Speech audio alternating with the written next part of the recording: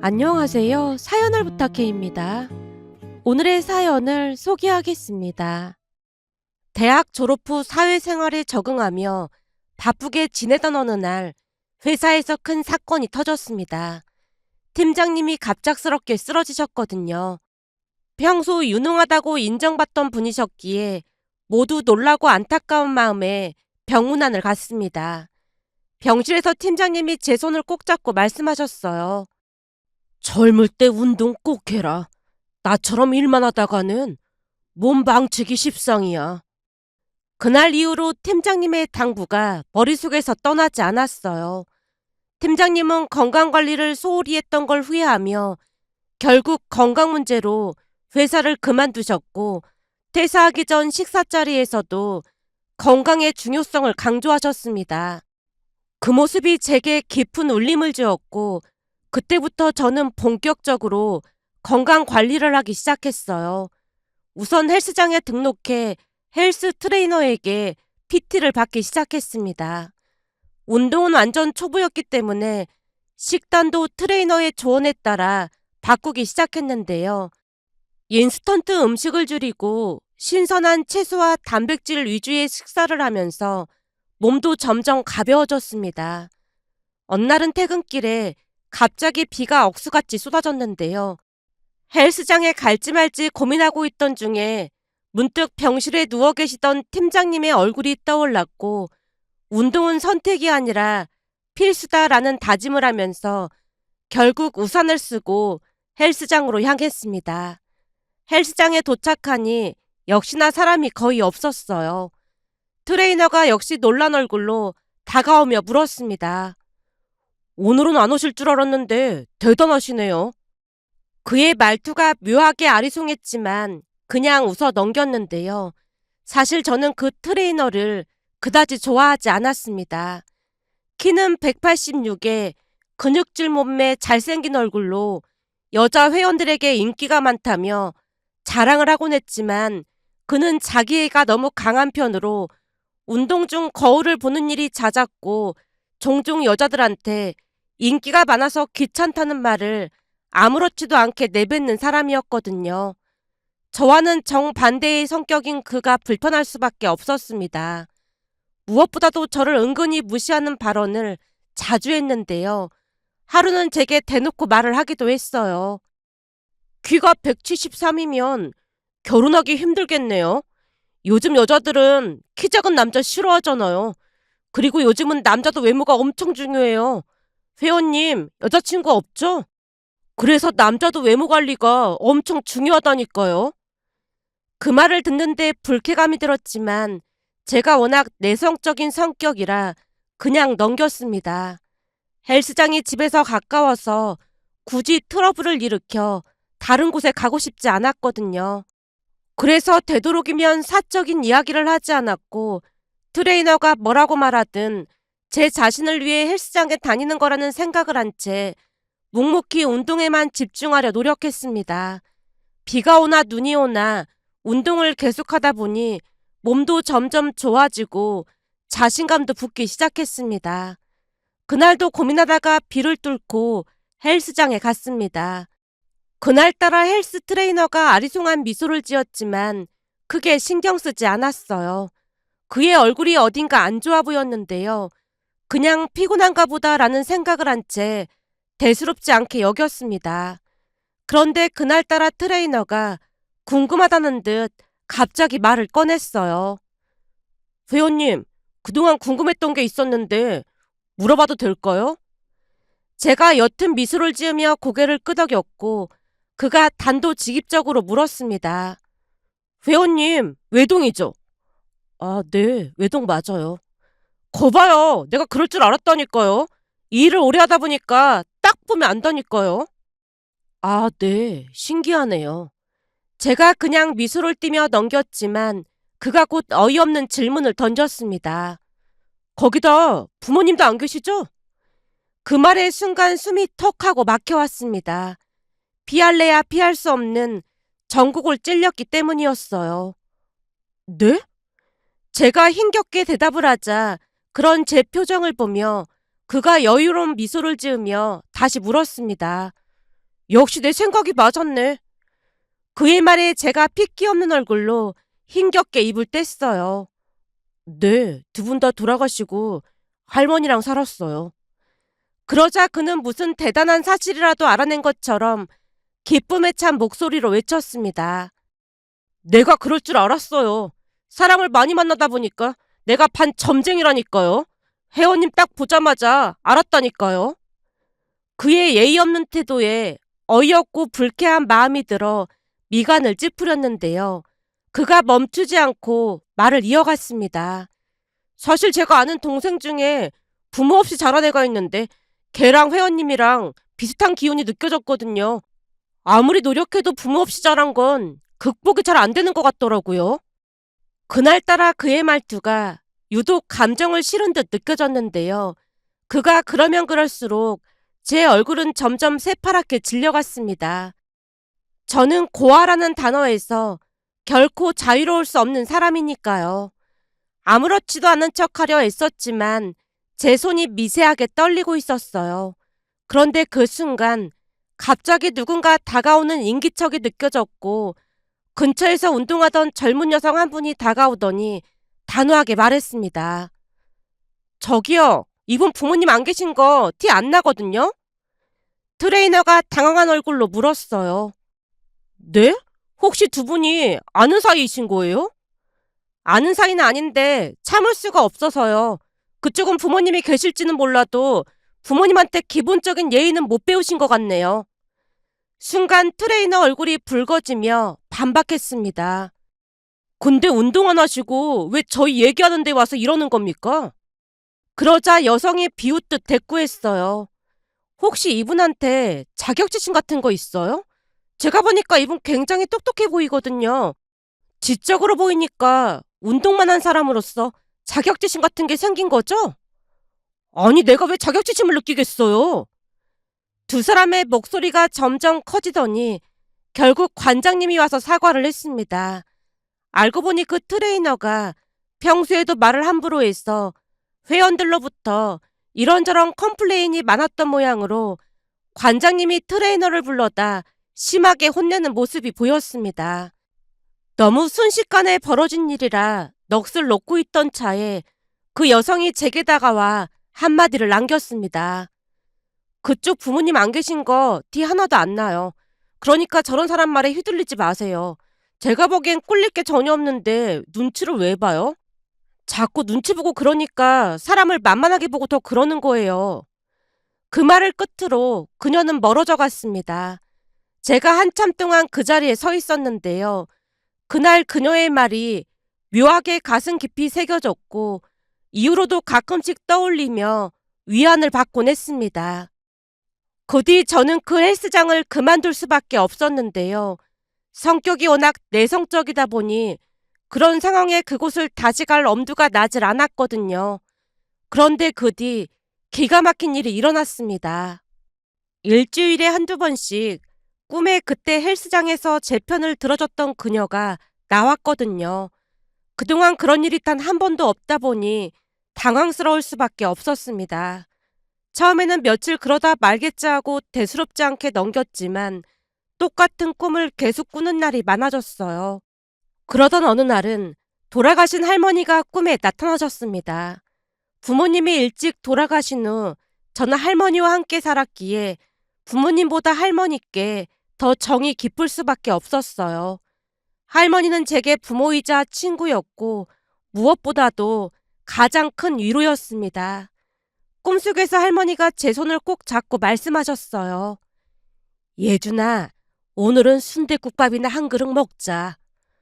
할머니, 나 이제 돈 잘 벌어. 순댓국밥 말고 한우 먹으러 가자. 내가 사드릴게. 제가 할머니 손을 잡아 끌며 웃었지만 할머니가 고개를 저었습니다.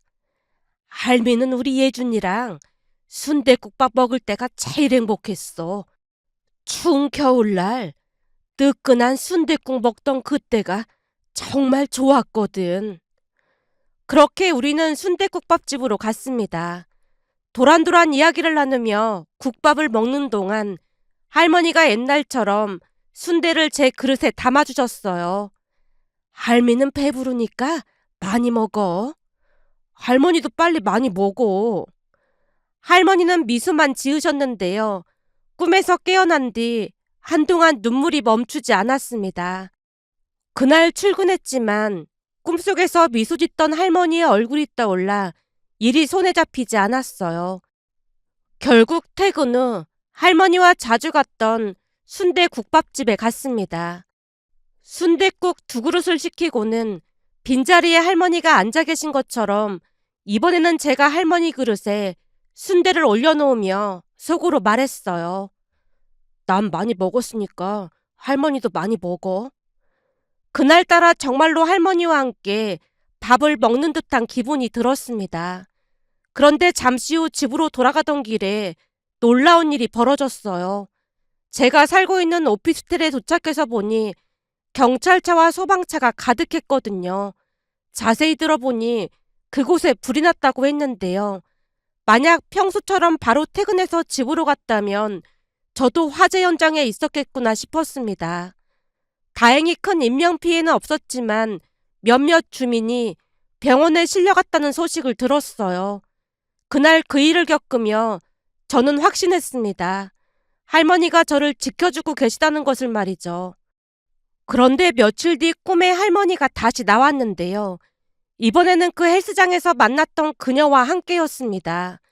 셋이서 밥을 먹는 꿈이었는데 별다른 내용은 없었지만 화기애애한 분위기 속에서 밥을 먹던 그 장면이 이상하게도 잊혀지지 않았어요. 결국 고민 끝에 그녀를 만나야겠다고 결심했고 헬스장 1층 편의점에 앉아 그녀를 기다리기로 했습니다. 사실 제 성격상 그런 행동은 상상도 못할 일이었지만 왠지 모르게 그녀는 제게 특별한 사람일 것이라는 확신이 들었어요. 일주일 동안 매일 퇴근 후 그곳에 앉아 있었고 마침내 그녀를 볼 수 있었습니다. 그녀를 보자마자 심장이 쿵닥쿵닥 뛰었기에 떨리는 마음으로 용기를 내서 다가갔습니다. 저기, 사실은 제가 여기서 일주일을 기다렸습니다. 그녀가 놀란 얼굴로 물었어요. 저를요? 왜요? 그게 저도 왜 그런지는 모르겠지만 그쪽이 계속 꿈에 나와서요. 예상치 못한 대답에 그녀가 웃음을 터뜨렸습니다. 그러니까 그쪽은 저한테 아무 감정도 없는데 제가 그쪽 꿈에 계속 나왔단 말인 거예요? 제가 대체 왜 그쪽 꿈에 계속 등장을 했을까요? 그게 아무 감정이 없는 건 아닌 것 같고. 제가 머뭇거리고 말을 잇지 못하고 있자 그녀가 당차게 말했습니다. 그러니까 같이 차 한잔 하자 뭐 그런 거죠? 아, 네, 그런 거 같습니다. 그런 거면 그런 거지. 그런 거 같다는 건 또 뭐예요? 그녀가 웃으며 저를 이끌고 삼겹살집으로 향했습니다. 얼떨결에 그녀를 따라가며 꿈 이야기부터 할머니 이야기를 모두 털어놓았는데요.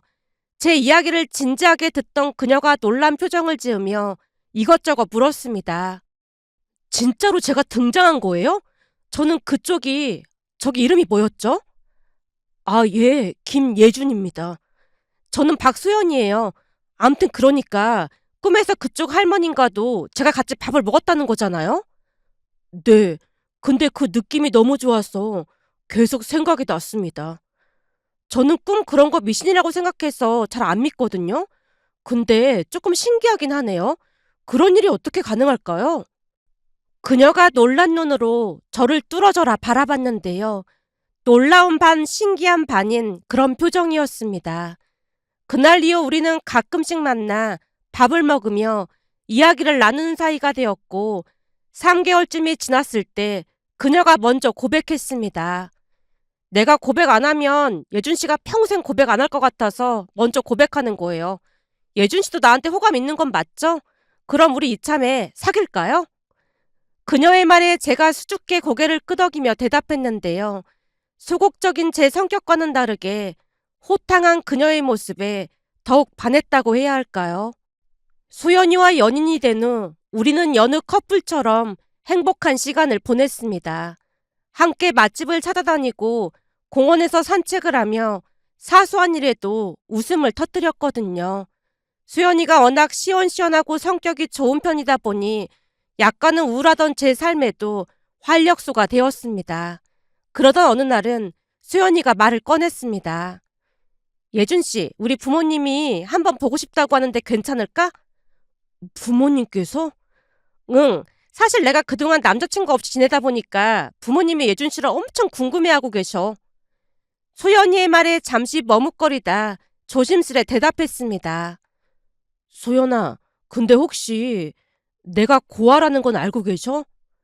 소연이가 웃으며 대수롭지 않게 대답했어요. 그건 우리 처음 만남 이야기할 때 내가 이미 말씀드렸지.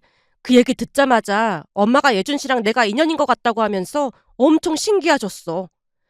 소연이가 신난 표정으로 그때 이야기를 다시 꺼냈지만 마음 한편이 무거울 수밖에 없었기에 다시 물었습니다. 저기, 혹시 내가 고아라고 말씀드렸을 때 두 분이 별 말씀 안 하셨어?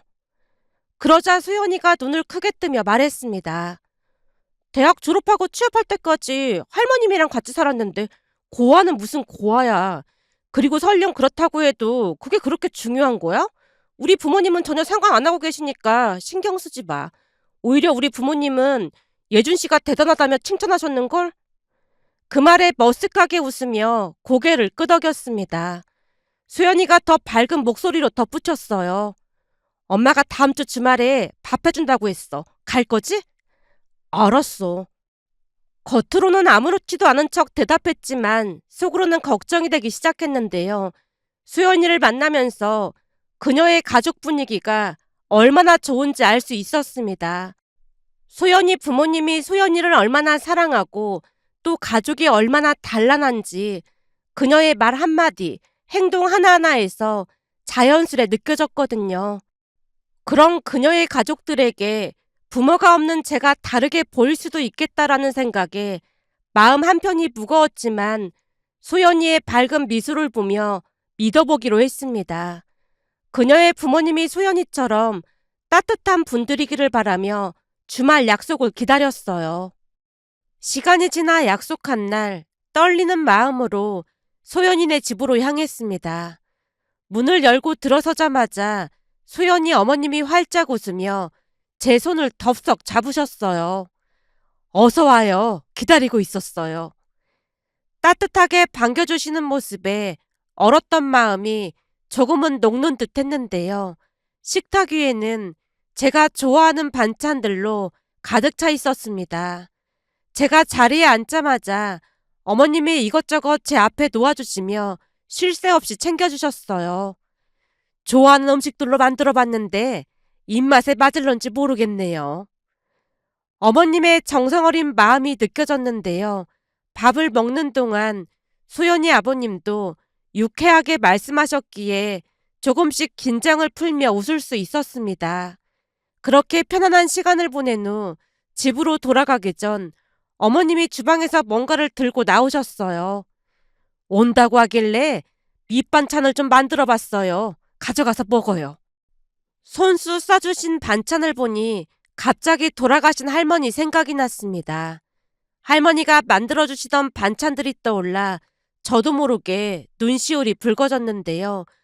어머님이 아무 말 없이 제 등을 토닥여 주셨어요. 그 순간 형용할 수 없는 따뜻한 감정이 밀려왔습니다.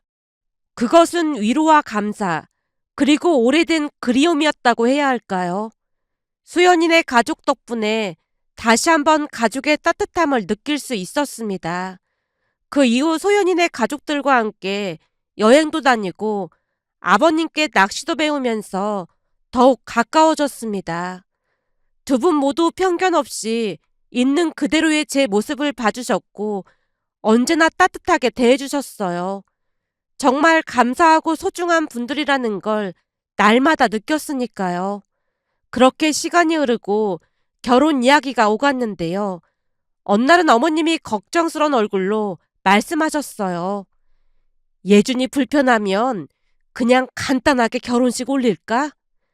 제가 서둘러 손사래를 치며 대답했습니다. 아닙니다. 저는 괜찮습니다. 두 분 손님이 많다는 걸 잘 알고 있었기에 그럴 순 없었거든요. 그러자 아버님이 진지한 표정으로 말씀하셨어요. 그럼 당신이랑 나랑 따로 앉으면 되겠구만. 이제 우리가 예준이 부모도 되는 거니까 내가 신랑 혼주석에 앉고 당신은 신부 혼주석에 앉아. 그럼 될 것 같은데. 그 말에 어머님이 활짝 웃으며 대답했습니다. 맞네. 그러면 되겠네. 내 남편 참 똑똑하다. 두 분이 서로를 칭찬하며 웃음꽃을 피우셨어요. 그런 모습을 보며 두 분에게 더 깊이 감사하는 마음이 들었습니다. 그리고 결혼식 날 두 분은 정말로 혼주석에 따로 앉으셨는데요. 그 모습을 본 회사 동료들과 친구들이 많이 부러워했습니다. 결혼 후에도 배려와 따뜻함으로 제 곁을 지켜주셨어요. 매일이 행복한 하루하루였고 저는 진짜 가족의 의미를 다시 배우며 살고 있습니다.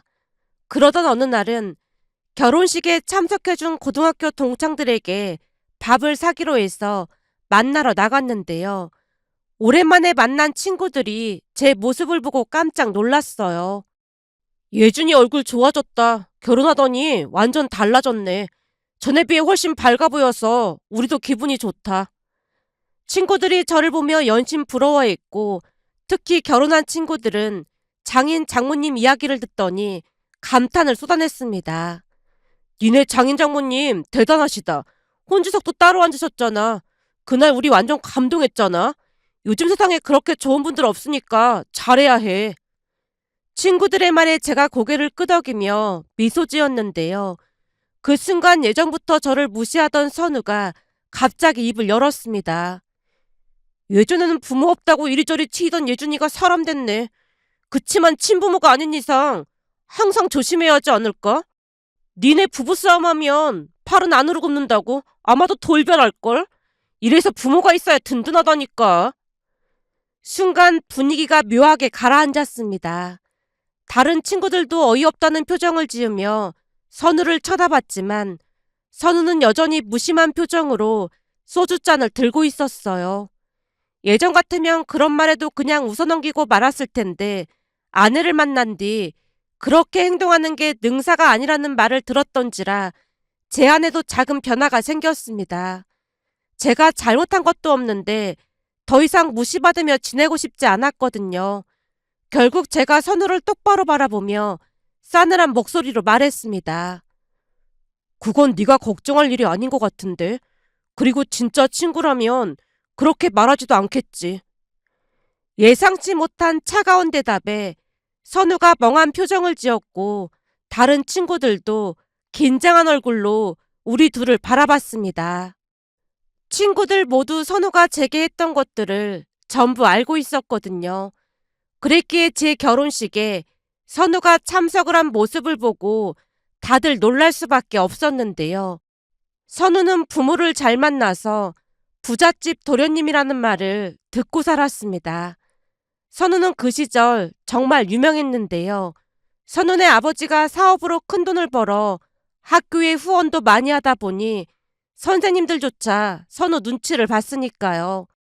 그런 배경 덕분인지 선우는 점점 아나무인이 되어갔고 마치 자신이 왕인 양 친구들에게 온갖 심부름을 시키곤 했습니다. 다른 친구들은 선우를 무서워하며 대부분 그 요구를 들어줬지만 저는 그러고 싶지 않았습니다. 그건 옳은 일이 아니었으니까요. 어느 날은 선우가 한 친구에게 정말 황당한 요구를 했습니다. 여기에 자세히 작성할 수는 없지만 그건 해서는 안 될 행동이었기에 제가 막아섰는데요. 선우가 비웃으며 제게 쏘아붙였습니다. 이게 눈에 뵈는 게 없나?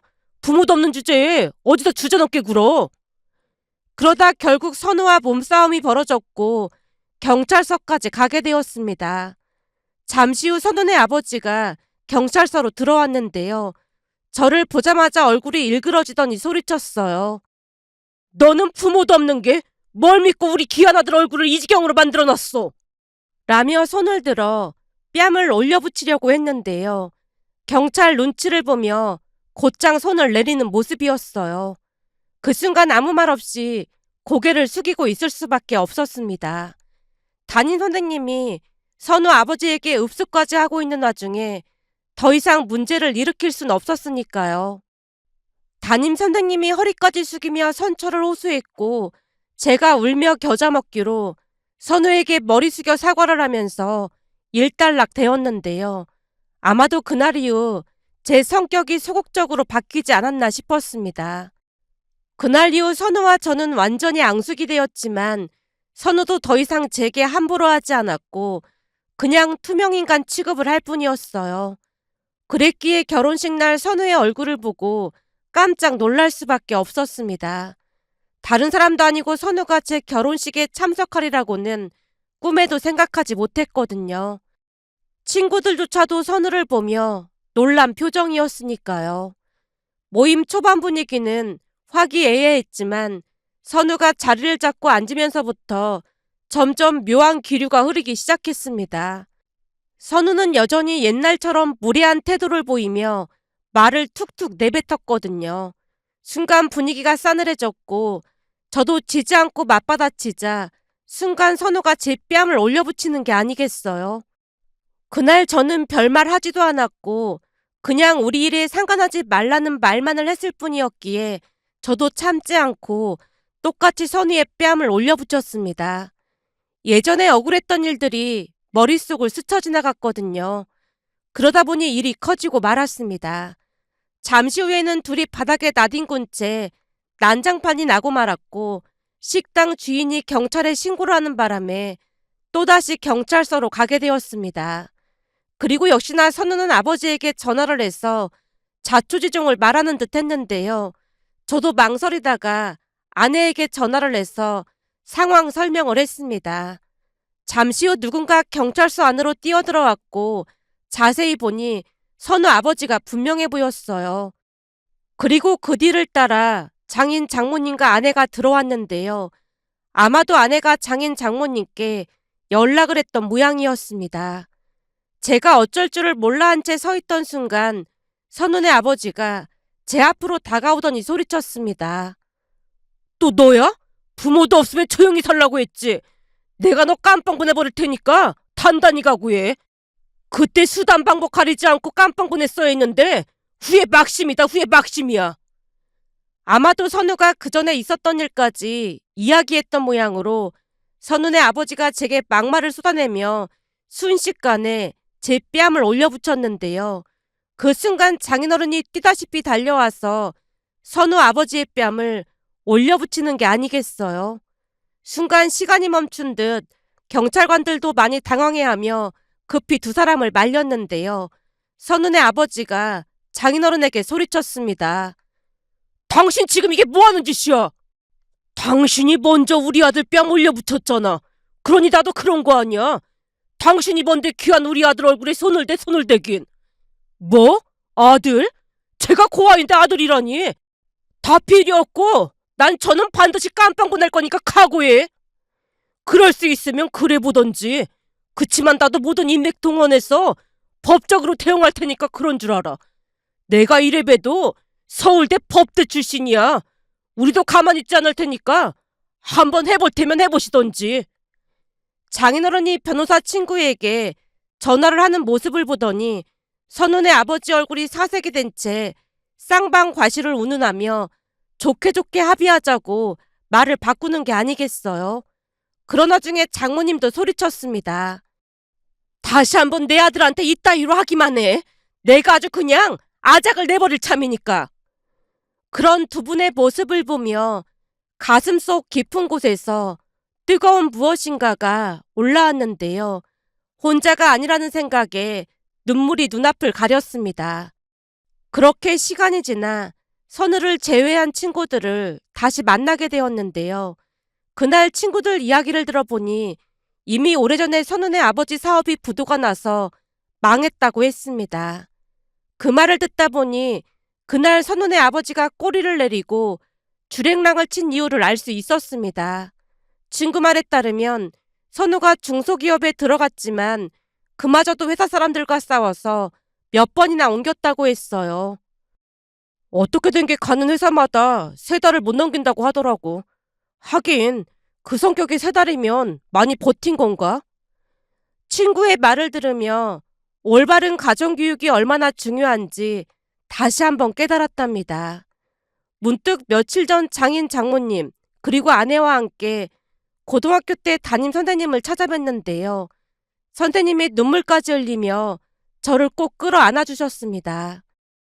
그런 선생님의 눈물을 보며 비록 힘든 삶을 살아왔지만 돌아보면 삶이 힘들 때마다 제게 손을 내밀어 주신 좋은 분들이 많다는 걸 알 수 있었어요. 저도 그런 사람이 되어야겠다는 다짐을 하며 이 자리를 빌려 지금까지 제게 큰 힘이 되어주셨던 모든 분들께 진심으로 감사한 마음을 전하고 싶어 이렇게 글 남겨봅니다.